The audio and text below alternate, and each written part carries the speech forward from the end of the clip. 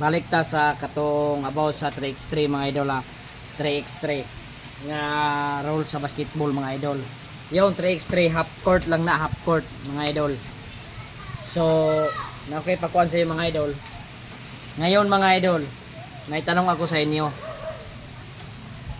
Nag-dribble ako mga idol, nag-dribble ako. Tak, dribble. Pinuha ng dipinsa mga idol. Tapos hinawira mi sa bola mga idol.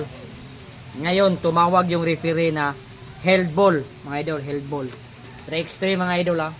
Ngayon mga idol, saan mapunta ang bola? Sa dipinsa ba or sa opinsa? Balik ba sa akin yung bola? Ang tanong ko, saan mapunta yung bola mga idol? Opinsa or dipinsa? Comment sa iyong answer, comment lang mga idol para atong mansiran.